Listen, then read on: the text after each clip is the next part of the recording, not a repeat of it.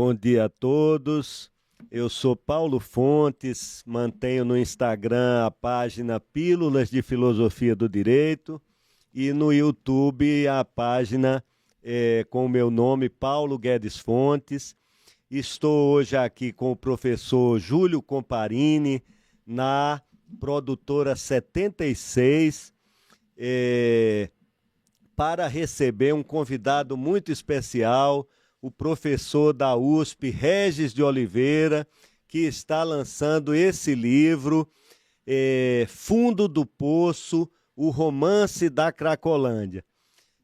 Mais um livro do professor Regis. Então, eu estou hoje aqui na produtora 76, agradeço ao Daniel Pereira ter nos disponibilizado esse espaço tão agradável, e estou em companhia do professor Júlio Comparini, professor de Filosofia do Direito do Mackenzie, e vamos então bater esse papo com o nosso convidado muito especial, um amigo e um homem com uma trajetória pública já vasta, muito interessante, com muitos livros publicados. Vamos bater um papo descontraído com ele. Seja bem-vindo, professor Regis, aqui ao nosso bate-papo. Obrigado, Paulo. É um prazer enorme estar aqui com vocês, Júlio. É uma honra estar aqui, né? Um convite desses, a gente se sente envaidecido em comparecer para conversar exatamente sobre um texto que está sendo lançado agora. E é um texto instigante sobre a Cracolândia, né? Que me deu muito prazer em escrever, porque eu não teria preparo algum para escrever uma obra de filosofia, nem de sociologia, nem de psiquiatria, nem de psicanálise. Mas resolvi escrever um romance, que é um romance trágico, na verdade. Eu explico isso logo no começo, porque quem foi a Cracolândia, quem conhece aquilo lá, é de arrepiar. É uma tristeza absoluta de ver seres humanos jogados naquela situação, né? Sem nenhuma expectativa de vida, sem nenhuma esperança, sem sentido da vida, nada. São restos humanos que ficam perambulando por ali, altamente drogados, sem esperança de alguma coisa, sem religiosidade, sem família, enfim. Sim. São seres humanos absolutamente afastados da vida social. Nada, são restos humanos que estão ali, né? Sim, professor Regis, eu li o livro, gostei muito, fiquei muito impressionado com as narrativas sobre os personagens, mas que eu acredito que correspondam às coisas que você viu ali, não é? Mas nós vamos antes começar querendo saber um pouco de sua trajetória, né? E eu vou passar a palavra ao Júlio também para dar as boas-vindas. E gostaríamos de saber um pouco você foi desembargador do Tribunal de Justiça de São Paulo, foi deputado, foi prefeito interino. Então a gente quer conhecer um pouco também dessa sua trajetória e como que a literatura, os livros foram, né, entrando aí nas suas atividades, para a gente ter uma ideia mais geral, não é, Júlio? Exatamente. Bom, então uma alegria estar aqui na produtora 76, com o professor Paulo aqui ao meu lado e recebendo essa personalidade incrível aí, fantástica, que é o professor Regis, né? Falando muito resumidamente aqui algo que o professor Paulo já colocou, o professor Regis é titular aposentado da Faculdade de Direito da USP, foi juiz de carreira e desembargador do Tribunal de Justiça do Estado de São Paulo. Não bastasse essa carreira exitosa no direito, foi também deputado federal por 2 mandatos, vice-prefeito. E aí, professor Regis, já agradecendo novamente pela participação e colocando aí uma primeira questão para que a gente possa ouvi-lo, não bastasse essa dupla incursão no direito e na política, por assim dizer, que já bastaria para que a sua carreira fosse notória e de fato ela foi nesses 2 campos e ainda é, né? Os seus frutos estão aí até hoje. Há em breve uma nova edição do curso de Direito Financeiro aí na praça, né? Mas não bastasse essa dupla incursão mais estrita, digamos assim, no direito e na política, o senhor também presenteia aqueles que te acompanham com uma incursão no campo mais das artes, digamos assim, né? Então, no teatro, na literatura, né? Autor de 4 novelas e um romance, além das peças de teatro, O Deus de Spinoza e O Julgamento de Sócrates, né? No total são 18 livros, e entre os romances estão aí O Desterro é o Destino, Somos Todos Órfãos, As Águas Não São Impetuosas, Mistério em Marrakech e O Assassinato do Presidente, né? Então, se o senhor puder nos contar um pouco dessa história inicial e como que essa sua verve mais artística, mais pelo campo das artes, ela sempre esteve presente, estava aguardando o momento de surgir, ou como que isso... Deixa eu contar mais ou menos, né, como é. Bom, eu vim do interior, sou lá da cidade de Monte Aprazível, vim para cá, comecei a trabalhar, fui primeiro auxiliar, escrevente de fórum, né? E ali eu fui auxiliar de 2 grandes magistrados. Um era Francis Selwyn Davis, um homem excepcional. E o outro, vocês conhecem bastante, Eli Lopes Meirelles. Então eu auxiliei os 2 e aprendi ali o que é ser juiz, o que é dignidade, o que é seriedade no cargo. E ao lado disso, né, o desenvolvimento da cultura. Eli Meirelles era um homem absolutamente culto, digno, sério, competente. Davis a mesma coisa, um homem excepcionalmente corajoso, de uma coragem pessoal espetacular. Aí aprendi a primeira sedução para ser juiz. Bom, trabalhei no Fórum João Mendes ali tanto tempo, como escrevente de cartório. Ajudei a instalar a Justiça Federal. Eu fui funcionário da Justiça Federal, onde nós temos aqui nosso querido desembargador Paulo Fontes lá pontificando como desembargador na Justiça Federal, no Tribunal Regional Federal. Comecei ali, trabalhando quando foi instalada a Justiça Federal na Praça da República. Isso anos e anos e anos e anos atrás. Na época, os juízes foram nomeados pelo presidente, que era da Revolução, né? Era um dos presidentes da Revolução, um dos generais, que virou presidente da República. E ali, então, comecei também a saber o que era o federal, conheci homens interessantes, né? Só que eles foram juízes nomeados, então não eram homens já de experiência na vida judicante. Mas, de qualquer maneira, foi muito importante para mim. Bom, a partir dali entrei na carreira, fui juiz de Junquerópolis, juiz de Garça, fiz o interior todo, voltei para São Paulo. E aí você começa a se orientar onde você vai, né? E fui instigado e chamado por colegas para fazer a pós-graduação. E fui fazer a pós-graduação com homens excepcionais também. Eu tive como orientador o professor Celso Antônio Bandeira de Mello. Na época era Tércio Sampaio, dando filosofia do direito. Tinha Michel Temer dando direito constitucional. Celso Bastos, direito constitucional. Geraldo Ataliba, no direito tributário. Enfim, conheci outra pleiade de homens excepcionais. Então, eu só tive bons exemplos na vida, né? E a partir daí, fiz minha carreira judicante e, paralelamente, eu fiz academia. Comecei a fazer o mestrado na PUC com o Celso Antônio, depois fiz doutorado ali. E aí houve uma torção na minha vida intelectual e acadêmica. Por quê? Porque a Ataliba me chamou para auxiliá-lo na USP. E eu fui auxiliá-lo na USP. O titular da cadeira era Sampaio Dória, e a Ataliba era um dos assistentes dele. Nesse ínterim, a Ataliba faz concurso para titular e passa e é aprovado, para titular de Teoria Geral do Direito. E, nesse meio tempo, morre o Dória. E eu fiquei sozinho na cadeira de Direito Financeiro. Bom, eu fiz neste espaço, tudo isso em um ano. Nesse espaço, eu fiz a livre docência, que era o credenciamento para poder ser titular, e abre a cadeira de Direito Financeiro. E eu fiz o concurso e também fui aprovado, cuja banca foi presidida pelo Zé Afonso da Silva. E participou também o Dalmo Dallari e tal, homens na mais alto nível, né? Bom, e aí assumi a titularidade lá na cadeira de Direito Financeiro, onde fiquei um tempão até o final, só que nos períodos em que eu fui deputado federal e depois vice-prefeito, eu fui obrigado a me afastar do exercício da docência, né? Porque é incompatível, você não pode ter um cargo eletivo junto com um cargo em autarquia. Então eu era obrigado a me afastar da USP, fiquei afastado uns 10 anos da docência, que me atrapalhou de certa forma na docência. Mas de outro lado, foi importantíssimo a incursão que eu fiz na... Mas era magistrado à época, Regis? Era magistrado. E podia se afastar também para exercer o cargo eletivo? Não podia. Isso, eu completei meu tempo, eu tinha 49 anos quando eu me aposentei.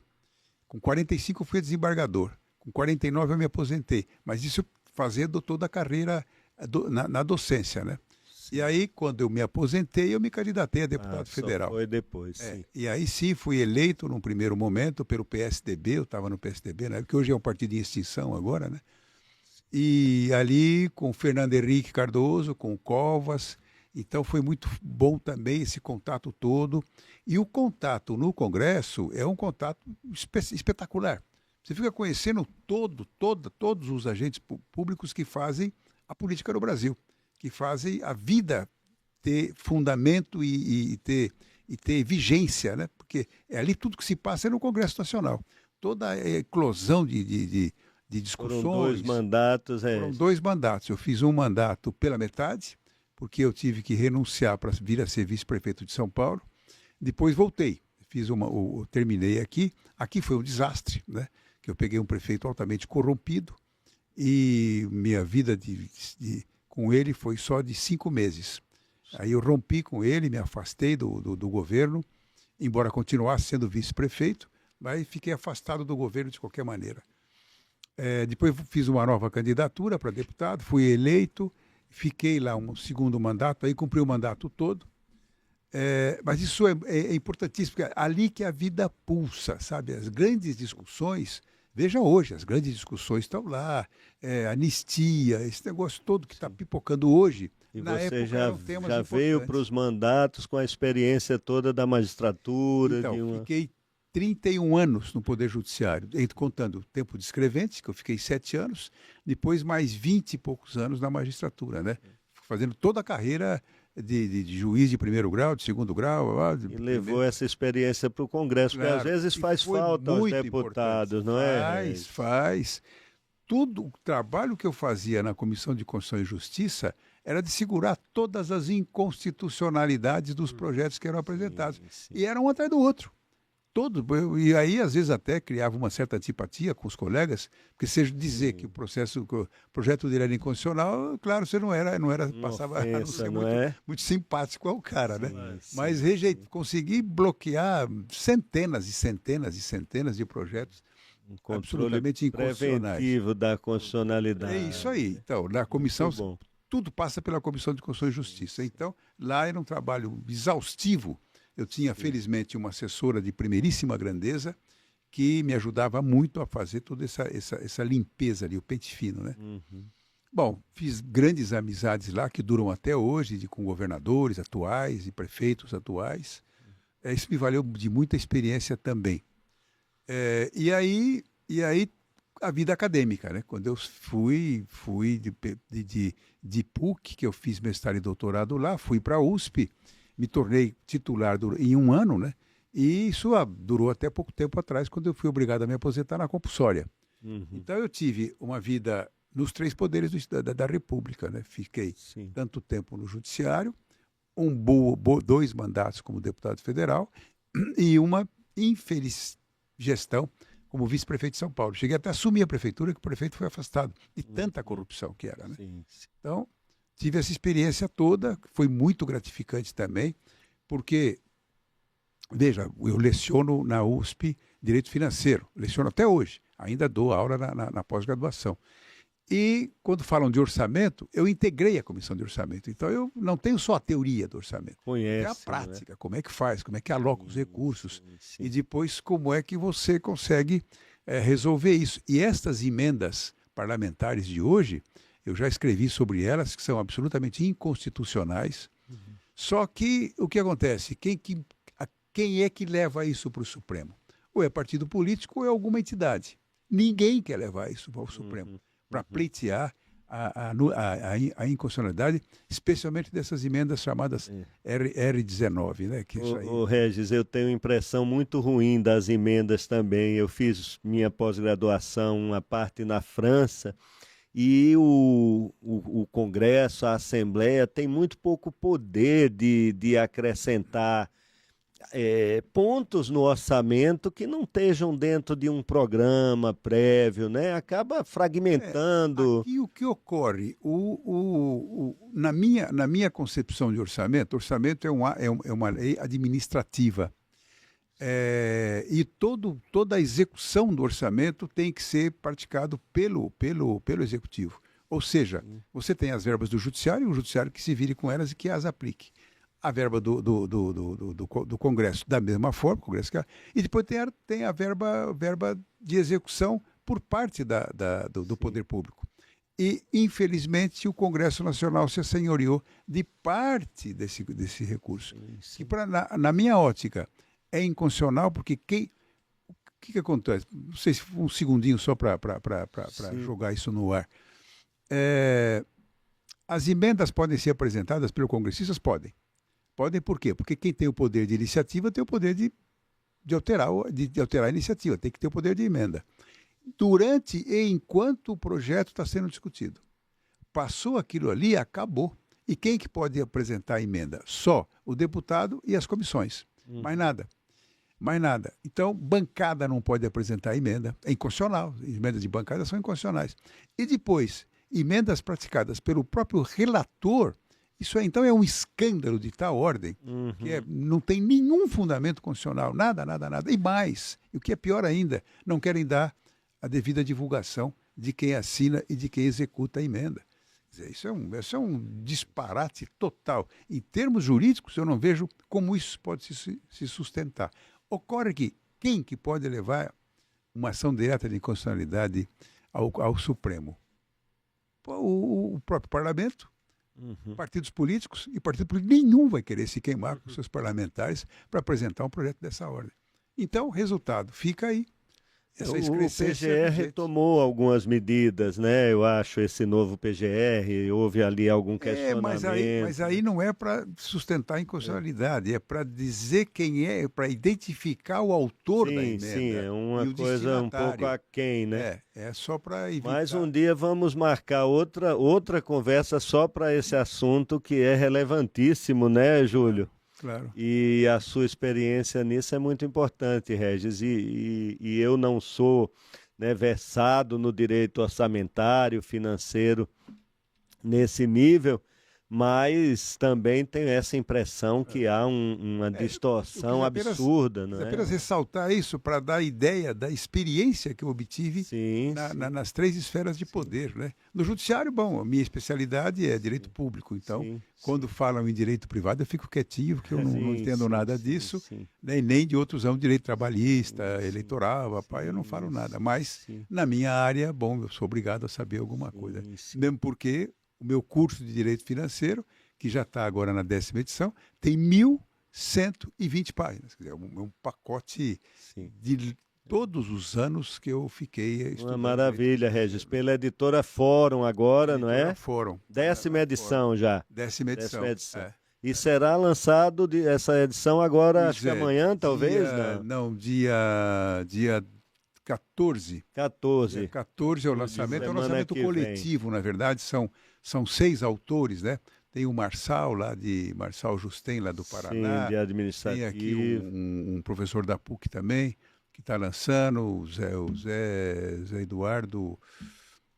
E tem, enfim, são seis livros que serão lançados. O Regis, mas fantástico isso, quer dizer que continua atualizando o seu livro e tem esse... Agora saiu a reforma tributária, que tem dado trabalho para todo mundo. Vai dar um trabalho muito grande.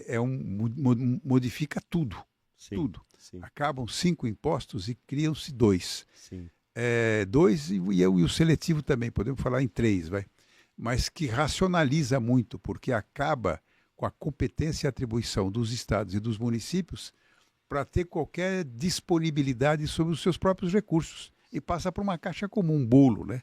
Também não é o motivo de falar aqui da reforma, porque nós ficaríamos aqui uma outra... Muito tempo. Enfim, mas de qualquer maneira muda muito. Vai Sim, mudar isso sim. completamente, né? Então eu tive que fazer a atualização para soltar essa 10ª edição. Né? O Regis, além da parte jurídica, de todo esse trabalho jurídico, como o Júlio disse, você escreveu literatura, romances, e eu sei que fez uma incursão já muito bem sucedida no mundo do teatro, Pois né? é, Eu pois é. até conheci o professor Regis, Júlio, com mais profundidade, mais proximidade, a partir da peça dele, O Deus de Spinoza, uma peça que o professor Regis escreveu sobre o filósofo Baruch Spinoza, Bento de Spinoza, e levou aos palcos aqui em São Paulo, e eu tive a oportunidade de assistir 2 vezes. Então, queria que você também nos falasse disso e de outros projetos que eu sei que estão vindo aí seus na área do teatro também. Eu tenho uma alma irrequieta, né? Eu não consigo ficar parado nunca. Então eu fico imaginando, fico pensando coisas e tal. E aí escrevi alguns romances, né? Na verdade, não são bem romances, né? O Júlio, ao mencionar isso, falou em novelas, né? É novela, algumas novelas. Eu escrevi Somos Todos Órfãos, que é uma crítica dura à religião. Eu digo que, bom, posso sintetizar, Deus não existe, ponto. Então, como é que faz isso? Né? Eu faço uma análise sobre budismo, sobre hinduísmo, sobre o cristianismo, sobre tudo, o islamismo, né? E mostro a decepção de todos com essas religiões. Depois escrevi um outro livro, também uma novela, que é As Águas Não São Impetuosas. É uma frase do Brecht, né? Ele fala, todo mundo reclama das enchentes, das águas que extravasam o leito do rio, mas ninguém pensa que eles têm o canal estreito. E por isso é que então, só que aqui eu pus impetuosas, não há água impetuosa, a água pode ser tempestuosa. Ímpeto é da pessoa humana, mas eu aproveitei essa frase do Brecht. E então, o que eu quis dizer com isso aí? É uma pessoa que volta à sociedade de origem e não é mais recebido por ninguém. Então, todo mundo o rejeita e tal. Por quê? Quando ele saiu de lá, ele era pequenininho. Todo mundo brincava com o menino, bonitinho, tralá. Só que depois ele volta bem sucedido, rico, e era negro. Resultado, ninguém o recebe. Então, aí eu fiz uma análise dura das pessoas que não diretamente, mas subrepticiamente rejeitam, né, as pessoas de outra qualificação, de outra étnica, de outra etnia e tal, né? Então por isso esse chama como, Regis? As Águas Não São Impetuosas. As Águas Não São Impetuosas. Tem um outro aqui que é muito interessante, O Desterro ao Destino. Esse texto me deu um prazer enorme escrever. É um diálogo entre o morto e o verme. Né? Quer dizer, o verme... Na linha de Machado de Assis. Continuando a história. Do Rubião. Então, está lá o morto e o verme aparece para ele e diz, olha, lá em cima acabou, e agora? Agora como diz o caboclo, é nós aqui, né? Então começa um diálogo muito interessante, que eu imaginei, como é que pode ser um diálogo desses, né? Depois tem outro que é o assassinato do presidente. O livro começa na Serra da Capivara, e tem outro também ainda, que é o Mistério em Marrakech. Sim. Mistério em Marrakech, que eu escrevi vendo Marrakech. Estive em Marrakech, vi aquilo lá, me veio a inspiração ali na hora de escrever um texto sobre aquilo. Escrevi. Mas aí é mais complicado falar sobre esse texto, que é um texto que precisa mais de um detalhe. Mas o Desterro é muito interessante. E o assassinato do presidente é um texto que começa na Serra da Capivara, vem para São Paulo, onde há aqui toda uma discussão aqui em São Paulo. E na Serra da Capivara, quando eu fui lá, foi muito interessante, que eu acabei conhecendo a grande criadora daquilo tudo, que é a Niede Guidon, uma mulher fantástica, maravilhosa, né? E tive uma foto com ela lá, e depois ela gravou um vídeo falando do livro, segurando o livro na mão, né? Esse livro o Assassinato do Presidente. Do Presidente. Que aí já me criticaram, você já quer matar o Bolsonaro? Eu não quero matar ninguém, né? Eu nem me referi a ele, nem nada, né? É um texto de criação literária, imaginativo, né? Bom, essa é a minha incursão pela literatura. E, paralelamente, eu fiz aí... Por que eu escrevi um temas texto... polêmicos, né, Regis? Só, a né? questão de Deus, filosófico, a questão do racismo. É isso. Sim, então sempre você né? sempre teve uma atração por essas questões, uma angústia. Convenhamos, Paulo, escrever é coisa que não tem nada de importância, não interessa. Escrever isso é melhor ficar quieto, né? Sim. Como dizia o Wittgenstein, né? Quando não se pode falar, fique cale-se. Em silêncio, né? Ele está falando em outra perspectiva, mas de qualquer maneira a frase é boa para a gente citar aqui, né? Então, e aí, pensando em criação, eu estudei muita filosofia, estudo filosofia. Primeiro eu comecei com o professor Clóvis de Barros, que é um querido amigo até hoje, depois com o professor Maurício Marsola, são dois filósofos geniais, maravilhosos, e aprendi muito com eles. E aí comecei a ficar instigado, né, com algum... Quando eu peguei Spinoza, então, eu falei, bom, é esse aqui, esse é o cara, essa que é a minha filosofia, exatamente essa aí, meu Deus é esse aqui. Sim.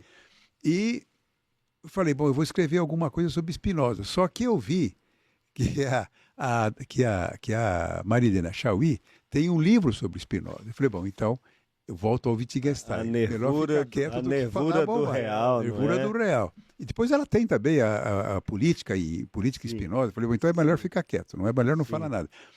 Aí eu falei, bom, mas nada impede que eu faça uma peça sobre Spinoza. E aí me veio a inspiração de fazer uma peça. Fiz a peça, foi levada ao palco, foi gratificante para mim. Por quê? Porque a peça teve uma belíssima repercussão no meio da filosofia. Acho que a própria Marilena Chauí foi assistir, hein? Ela esteve lá, sim. Ela esteve. Clóvis também foi. Sim. Maurício foi que me ajudou a dar a redação final no texto, né? Sim. Enfim, me deu muita satisfação. Aquilo ficou 1 ano e meio em cartaz, quer dizer, foi espetacular. E agora... Como eu disse, Regis, eu vi e achei que você conseguiu ali manter o pensamento de Spinoza, quer dizer, não fez, Júlio, uma simplificação excessiva, né? Mas ao mesmo tempo tornou algo palatável para o grande público. Então eu achei que foi um êxito muito grande. Eu fiquei muito contente também. E a peça ficou bonita, com música, né? E excelentes atores. E os atores, eu fiquei muito preocupado em que houvesse uma resistência dos judeus, porque o Spinoza fez uma crítica dura ao judaísmo, não aceitando a religião, enfim. Aí, mas o que aconteceu? Eu fui acabou procurar... excomungado pelo judaísmo. Né? Foi lá o Herem, né, que eles chamam lá da expulsão dele da comunidade toda. Mas aí eu fiquei preocupado em ter autores que fossem judeus. E felizmente conseguimos 2, o Borenstein, que é espetacular, e o outro que era, por sinal, que é o Razan da hebraica. Razan, o que significa? É o cara que lê a Torá nos cultos da hebraica, né? Quando tem isso lá, então. Aí eu fiquei tranquilo, né? Falei, bom, se os dois estão topando, e a cantora também era judia, uma menina de uma voz excepcional. Beleza. Aí eu fiquei tranquilo, falei, não tô e eles não viram nada de ofensivo. Não, ao contrário, texto, muitos diretores foram lá assistir, elogiaram o texto e tudo, porque é um fato histórico. Sim, não quis criar um fato contra nada. Não é do meu perfil fazer isso. O que eu fiz? Foi exatamente retratar um fato que aconteceu. Né? E aí depois, então, dado esse sucesso que teve a peça, eu li muito os livros de Platão, né? Que ele usa o Sócrates como personagem, né?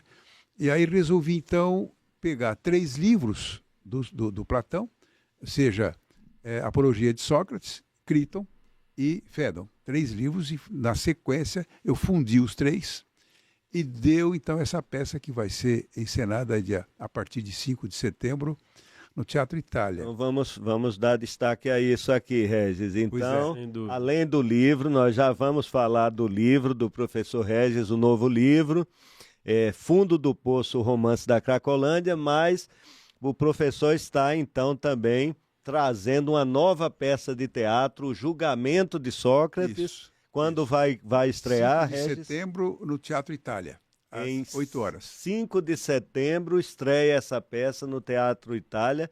Deve estar uma coisa fantástica, hein, professor Regis? Estamos agora fazendo a leitura do texto, né? Sim. E eu estou curioso também para ver uma outra obra de filosofia que vai ser levado ao palco também, que é o seu texto. Né, o Dilema de Sidgwick. Dilema de Sidgwick. Então nós vamos ter também estamos trabalhando para poder isso. jogar isso no ar, sim. Mas o meu já está em estágio mais avançado. Está adiantado. Estamos já com o texto pronto, já temos o diretor, já temos o ator.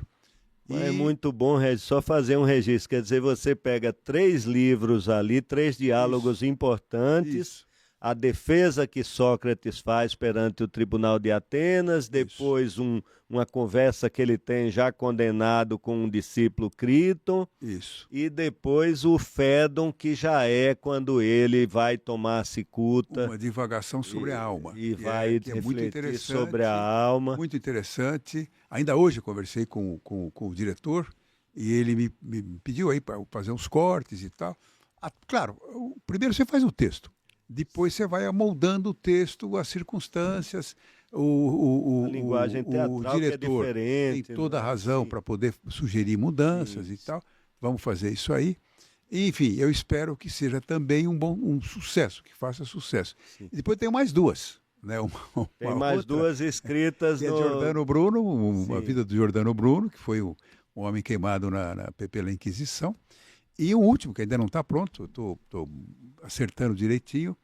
E o rótulo que é interessante, o rótulo chama O Povo é o Palhaço, ou O Palhaço é o Povo, tanto faz. Né? Sim. Então, eu estou sugerindo que um ator fique no centro do palco.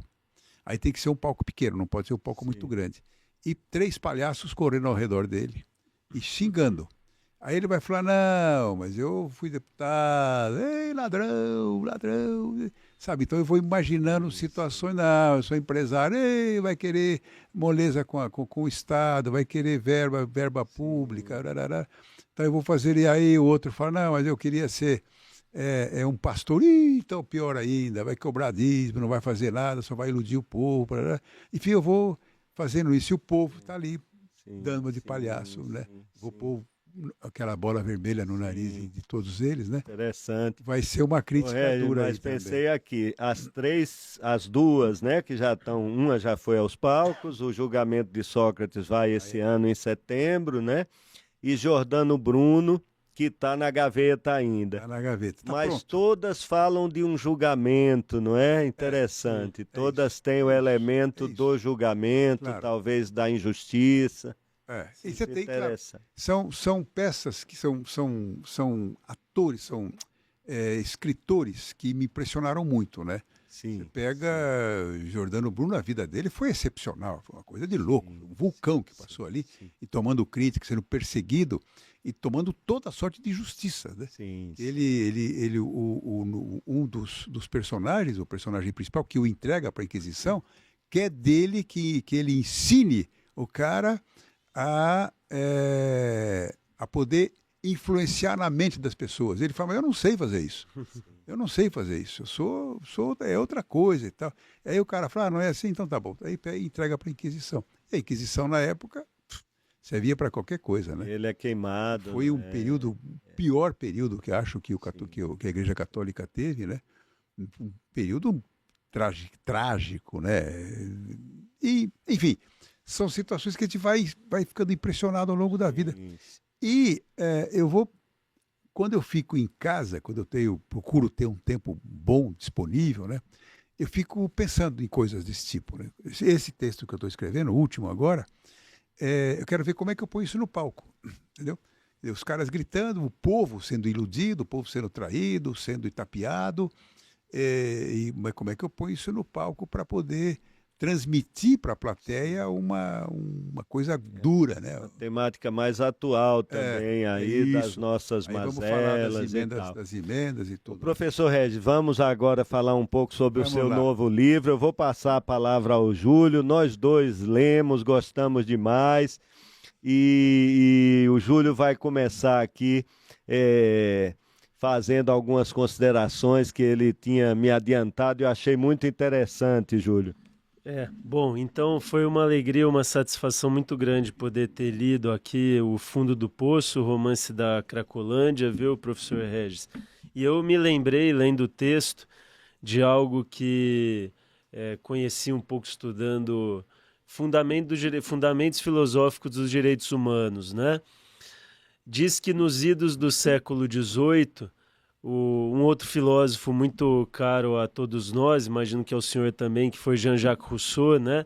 Autor do Contrato Social, enfim, um ano antes de lançar o Contrato Social, que salvo engano é de 1762, Rousseau lançou um livro que nos dias de hoje não é assim tão famoso, chamado Júlia ou a Nova Heloísa, né? E esse livro foi um romance epistolar, né, de cartas, que não é algo que hoje nos empolga tanto, né, porque parece um pouco demorado demais, ler cartas. Não sei se a nossa sensibilidade atual tem muita paciência para isso. Mas de toda a época, a Nova Heloísa, né, e esse subtítulo do livro chamou muita atenção, porque recuperava lá a história de Abelardo, aquele religioso que se relacionou com uma aluna e acabou castrado pelo pai dessa aluna, enfim, e se esperou muito desse romance de Rousseau, que fez de fato muito sucesso, mas nesse caso a personagem Júlia disse, ela abre mão do amor verdadeiro para satisfazer o anseio do pai, que gostaria de dar a mão dela em casamento a um homem que o havia salvo, enfim, havia salvo a vida dele, e o romance disse, né, foi tão ou mais importante do que os textos teóricos de filosofia para a sedimentação desse ideário de direitos humanos que estava se estabelecendo ali na Europa dos idos do século XVIII. E qual é a possibilidade interpretativa que a gente extrai daí? Qual o grande poder do romance, né?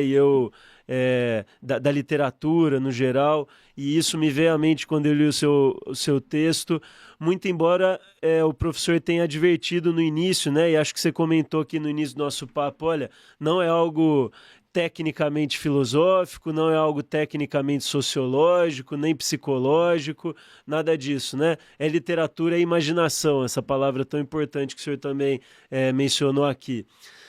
O romance ali de Rousseau, e me parece que o senhor tá nessa mesma trilha aqui, ele desperta pela imaginação do autor a sensibilidade das pessoas, né? Ele nos faz ter empatia, né? E de que modo ele faz isso? Ao mostrar que personagens reais ou fictícios, dos quais a gente se imagina tão distantes, né? As pessoas que vivem em São Paulo e eventualmente se deparam com pessoas nessa situação da Cracolândia ou outras cidades grandes do país que vivem algumas situações talvez não tão drásticas como essa, mas parecidas, né? Quer dizer, a gente muitas vezes atravessa o caminho de uma pessoa dessa e não se importa muito, né? A gente atravessa e segue seguindo ali os nossos afazeres, cuidando da nossa vida pessoal. Ao ler o livro, a gente se demora nessas pessoas, né? A gente dá alguma atenção para essas pessoas e a gente, então, se sensibiliza de verdade com a história e vê que aquele que parece estar tão distante de nós, no fundo, é alguém muito próximo de nós, né?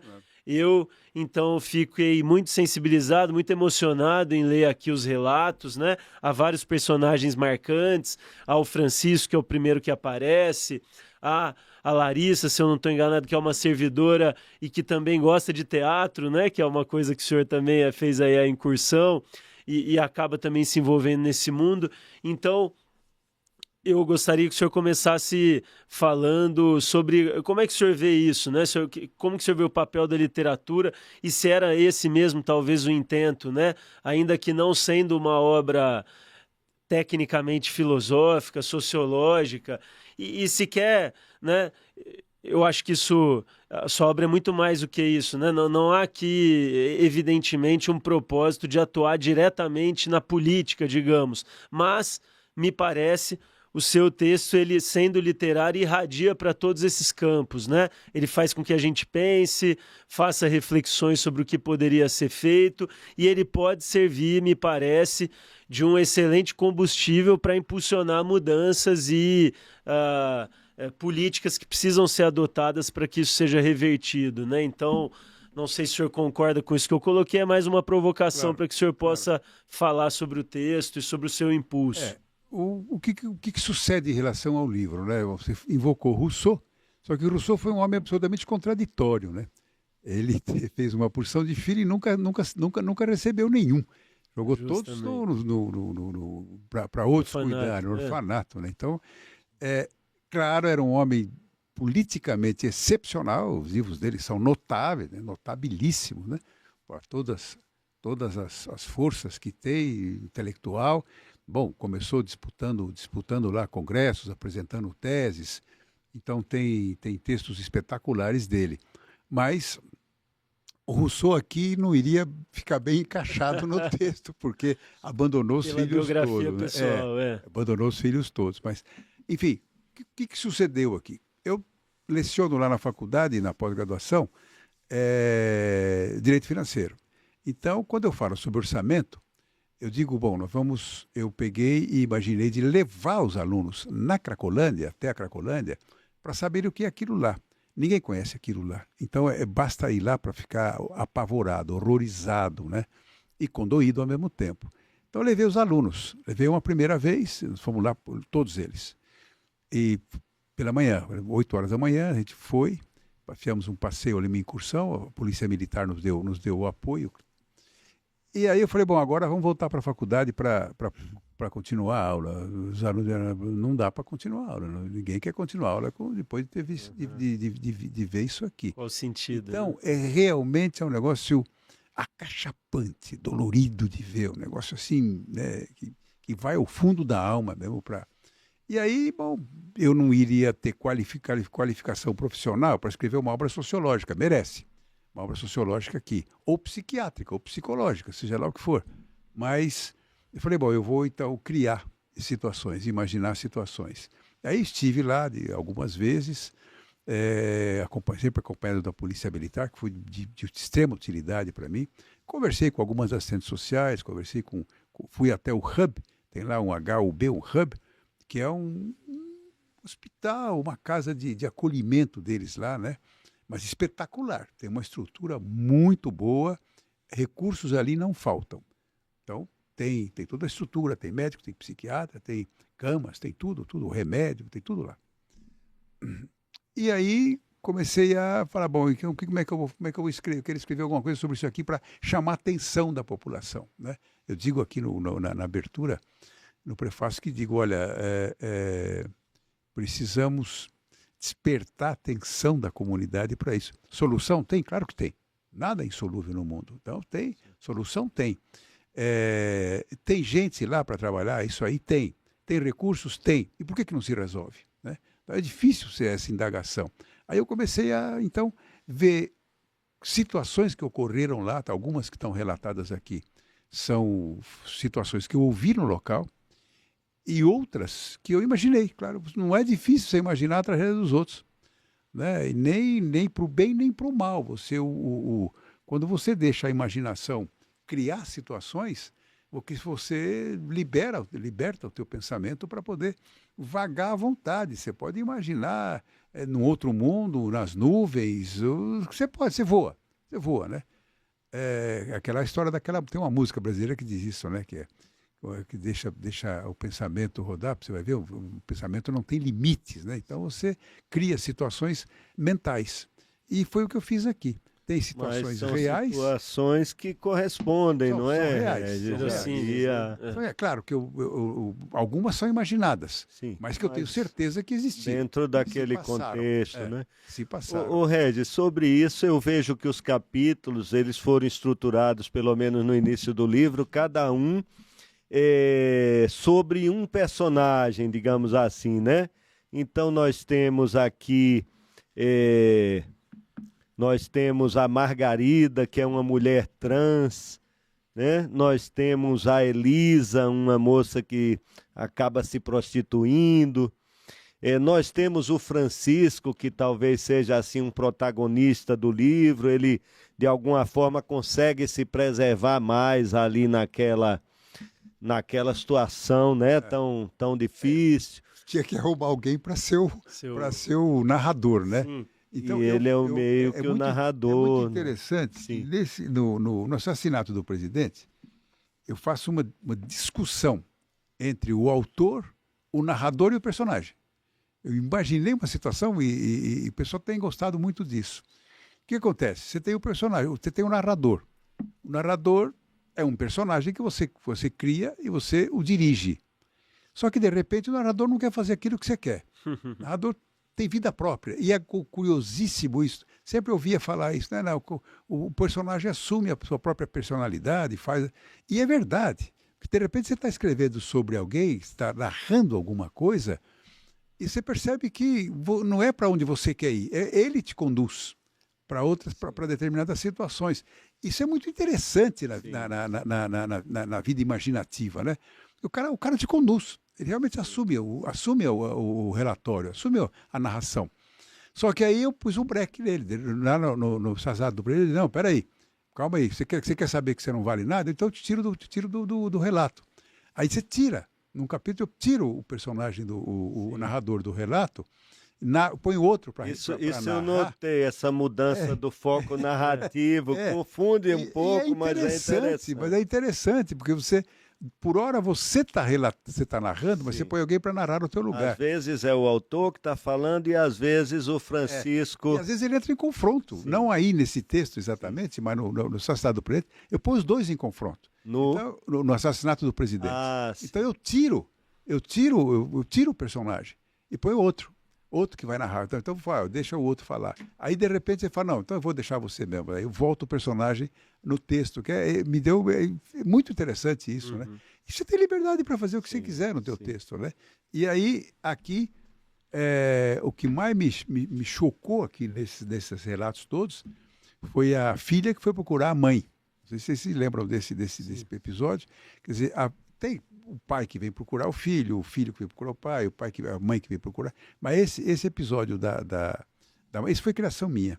A filha vem procurar a mãe, nunca conheceu a mãe, porque quando ela nasceu, a mãe foi embora. Eu não vou dar spoiler aqui, mas vale a pena, é uma história bem interessante. Ela não conhece a mãe, nunca viu a mãe, e ela está com 17 anos. Aí ela pergunta para o pai, eu quero saber quem é minha mãe. Pai, eu nunca mais vi, não sei onde é que ela está, ela sumiu, desapareceu. Aí ele começa a procurar em delegacias de polícia pelo nome, não acha. Aí alguém diz para ele, vai na Cracolândia, será que ela não está lá? Aí vão os dois lá. E quando chegam ali, esse espaço ali que a polícia militar tem, polícia militar também, a civil, também a guarda metropolitana e os assistentes sociais todos, são homens preparados para aquilo. Então, normalmente eles levam o pai, ou a mãe, ou a filha para dar uma volta ali, para eles olharem, né? E aí a filha vai, começa a ver uma pessoa, depois o pai fala, não é essa aqui, não é essa aqui. De repente fala, bom, é essa aqui? Ela fala, não sei. Pode até ser. Está tão estragada, tão violentada pela vida, que pode até ser. Ela falou, filha, não sei. Aí ele pega, vai, ele tem sua atividade, vai. A menina pega e leva essa moça para o hub, a mãe, a possível mãe, para o hub. E lá tem um diálogo, né? Ela fica mãe. Ela estava desesperada para encontrar a mãe, mas parecia ser a mãe. E, de repente, no lance final, a mulher está completamente fora de si, completamente fora, não raciocina, não reconhece ninguém, e drogada a vida inteira, você imagina, né? Ela não tem mais como pensar. E, de repente, ela olha para a filha, fala filha e morre. Esse é um episódio duríssimo, né? Duríssimo para a menina, para a própria mãe, que, de repente, fica um segundo lúcida, né? E depois o pai que foi embora, que não participou desse lance. Então, são esses fatos que eu vou narrando. É muito comum ali também que as jovens que estão ali, drogadas, né, completamente drogadas, de repente elas dormem. E dormem e são abusadas por quem? Um monte de gente. E de repente engravida. Engravida de quem? Sabe-se lá de quem? De alguém, né? E narro aí também um parto que ocorre lá, coisas dramáticas, né? Que só estando ali para ver. E a visualização da Rua dos Protestantes, hoje eles estão na Rua dos Protestantes, a visualização daquilo já mexe com a gente, sabe? Mexe com o nosso sentimento. É dramático, dramático, dramático, dramático. É tudo que há de... nem o Dante Alighieri, quando viu o inferno, acho que conseguiria retratar essa situação. É muito triste isso. Mas você fala muito aqui no sofrimento dessas pessoas, não é? Na desumanização. Tem um momento em que você lembra os versos de Castro Alves. Deus dos desgraçados, né? Senhor Deus dos desgraçados, não é? Dizei-me vós, Senhor Deus, se é loucura, se é verdade, tanto horror perante os céus. Esse é o Castro Alves falando do navio negreiro. Do navio negreiro, né? Esse poema, para mim, é uma das coisas mais lindas que eu já vi. Não é? É espetacular, realmente.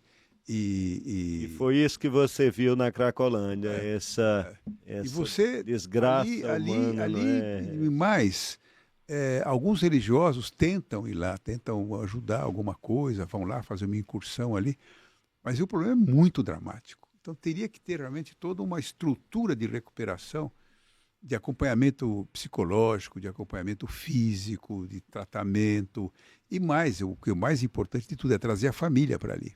Né? Fazer a família para visualizar a pessoa e tentar tirá-la dali, porque sem a família você não tira nada. Sem religiosidade você não tira. Eu sou antirreligioso, mas numa circunstância dessa, a religião é muito importante, porque é a última esperança que resta, né? Não há mais o que fazer, né? É a esperança que sobrou. Me lembrou o Cícero, parece que o Cícero também não acreditava muito, mas ele disse socialmente a religião é necessária, né, Regis? Não, a religião é fundamental. Eu não sou religioso, mas eu acho que a religião, para este efeito aí, ela tem uma eficácia muito grande. Sim. Quando você mexe com o sentimento, quando você mexe com a crença da pessoa e mexe com a esperança da pessoa, né? Você diz, olha, esse é o único caminho, o último caminho que resta é esse aqui. E aí funciona. Aí funciona. Nada de ficar rezando, indo para a igreja, eu sou contra isso aí tudo. Mas, neste passo, eu acho importante que tenha lá uma assessoria. Ou a religião, ou como você diz aqui também, Regis, o amor, não é? Em algum momento você diz o que o Noia quer é se sentir amado também, como qualquer pessoa. Você chegou a ver essa parte, não foi, Júlio? Até gatinho gosta, cachorrinho gosta, que você passe a mão nele. Por que o ser humano, então, que é o ser humano mais, a pessoa mais carente que tem, né? Sim. Quer dizer, quando você dá um sorriso, né, para a pessoa, se dá um gesto de simpatia, de carinho, isso pode mudar uma vida, né? Sim. Você conta como as pessoas se acomodam à noite lá, não importa com quem, né? Não importa o sexo, você encosta em alguém. E depois tem mais também, a homossexualidade ali também, ela não tem repressão. Sim. Não tem repressão, então as pessoas ficam à vontade ali, entendeu? E são violentadas também, são violentados também ali nisso aí, né? Enfim, é um mundo que não é o nosso, mas é um mundo muito triste. Sim. É um mundo dramático, né? Daria... Ô, Regis, e na sua conversa com essas pessoas, você foi bem recebido e sentiu Sem problema nenhum. Nós fizemos abordagens também, eu fiz junto com a Polícia Militar, fizemos abordagem na rua, né? Para poder saber por que eles não querem ir para o hub, para ter um acolhimento afetivo no hub, porque lá é muito agradável, não, é muito simpático para eles, né? Porque esse espaço. É muito interessante, eu fiquei impressionado com o trabalho que se faz ali. Sim. E pessoas devotadas, hein? Não é só a estrutura física, não. Pessoas que têm carinho com aquelas pessoas que estão lá, né? Isso é muito interessante e muito importante para eles, porque o gesto de simpatia é tudo. Né? A pessoa que não tem mais esperança nenhuma, está ali, né, completamente jogado no mundo. E depois tem um outro detalhe também que me parece cruel, porque eles não ficam, por dada a repressão que tem, também eles não ficam muito ali, tá? Eles começam a espalhar pela cidade. E a cidade começa a sofrer os efeitos disso tudo, né? E o que é que nós queremos, né? Nós, habitantes de São Paulo, nós não queremos misturar com esse povo. né? É muito dramático isso, quer dizer, a gente tem um egoísmo interno, né? A gente não quer contato. Então, que fiquem segregados, né? Mas a segregação só implica em aumentar o problema. Você tem que pegar aos poucos e fazer com que esse pessoal seja reintegrado à sociedade, muito lentamente, porque no início são violentos, e mais, se você reprimir, eles saem quebrando tudo, quebrando e roubando tudo. Entendeu? E quando falta dinheiro para comprar o crack ou o oxi, né? Eles vão... E a droga, Regis, ali, o crack, o oxi, é o denominador comum, assim. Todos eles usam e... Todos usam um pouco mais, um pouco menos, mas tem lá o traficante que chega, não é bem o traficante, né? O cara que vai levar a droga para eles ali. A polícia até, às vezes, sabe quem é, né? Mas não tente pegar o cara ali dentro. Se a polícia entrar para pegar o portador da droga ali dentro, a revolução quebra o pau. Sai no tapa e tudo isso. E a sujeira que fica, é impressionante, porque eles fazem, pela manhã, a prefeitura vem e faz uma primeira limpeza. Eles tiram o pessoal da rua, eles saem. Eles já sabem que isso aí tem que sair. Vão para outra rua, então eles limpam isso aqui tudo, lavam tudo, limpam, porque eles vão fazer suas necessidades onde? Sim. Ali na rua, entendeu?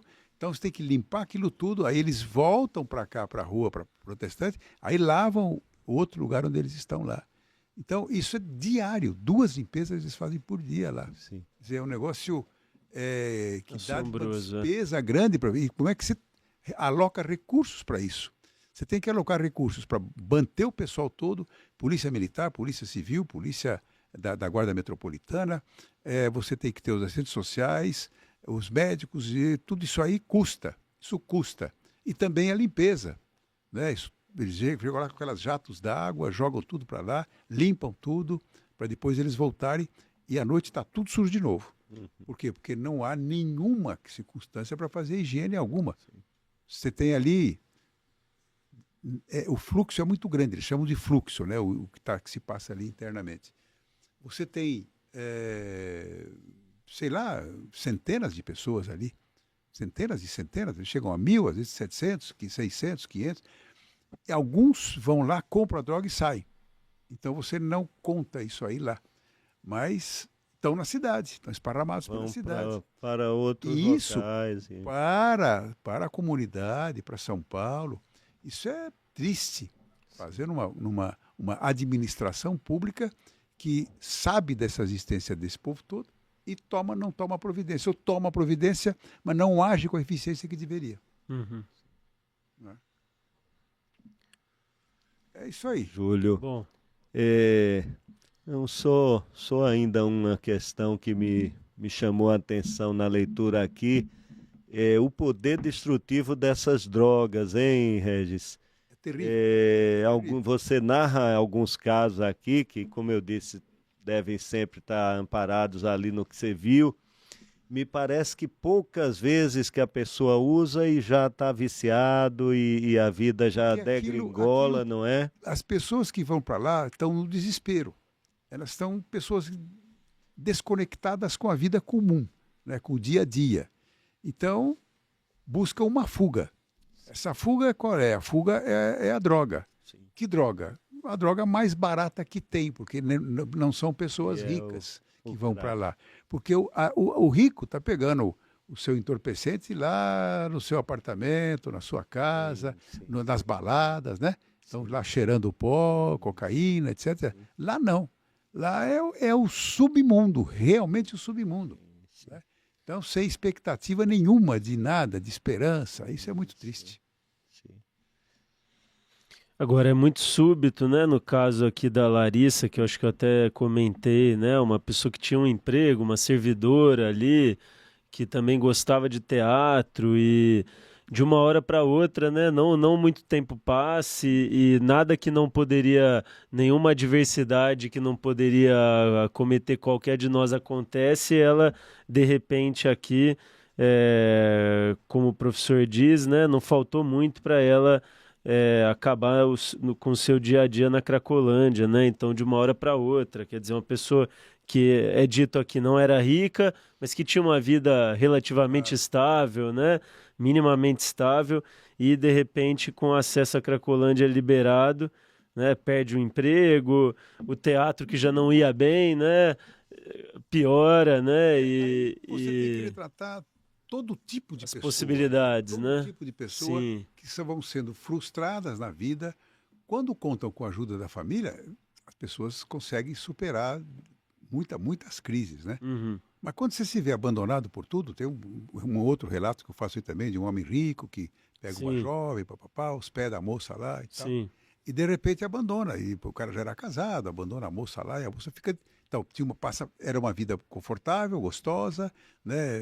E de repente se vê abandonada de tudo e todos, e não pode voltar para a família. Então, o resultado, procura alguma coisa para preencher o seu dia a dia e vai parar na Cracolândia. Não tem, ou procura por aí, vai se prostituir também. Bom, as alternativas para superação das dificuldades são inúmeras, né? Uma delas é a Cracolândia. Quando a pessoa não tem mais o que fazer, Cracolândia. E é muito triste, muito triste. Eu quero, Regis, lhe parabenizar, professor Regis, então, como conversamos sobre esse livro dele, Fundo do Poço, Romance da Cracolândia, Regis Fernandes de Oliveira, e é da editora Grupo Novo Século, não é? Grupo Novo Século. Que publica boa parte dos seus livros. Isso. Será lançado aqui em São Paulo no dia 20 de maio, no período da noite, ali a partir das 18 horas, na na livraria Martins Fontes, da Avenida Paulista. Mas quero então, Regis, lhe parabenizar por esse trabalho tão humano, de muita sensibilidade humana, pessoal sua, mas também me parece uma visão lúcida do ponto de vista público, né, do problema que isso é social, né, das soluções que são necessárias e que são possíveis, né? Você faz, eu acho que uma avaliação positiva do que já é feito de alguma forma ali, dessa assistência social e de saúde do Hub, da própria atuação da polícia ali, da Guarda Metropolitana, mas você diz que falta um atendimento individualizado, né? Então, eu acho que tem a visão muito humana, muito sensível, e a visão também do homem público de como São Paulo pode combater e superar essa página triste de sua história atual, que é a Cracolândia. Então, meus parabéns muito sinceros, Regis. Agradeço muito o convite para estar aqui, claro, né? Agradeço o livro que o Júlio Comparini me presenteou aqui. Imagina, professor. E eu usufruí da sua presença, meu caríssimo desembargador Nós Paulo. que estamos, Regis, muito felizes com sua participação, não é, professor Júlio? Sem dúvida, foi muito rico aí o diálogo, e iremos seguir acompanhando sua produção logo depois do lançamento, então, de novo destacando, né, em setembro, a peça Sócrates é o título, professor? O Julgamento de Sócrates. Então, a partir de setembro também, mais essa novidade.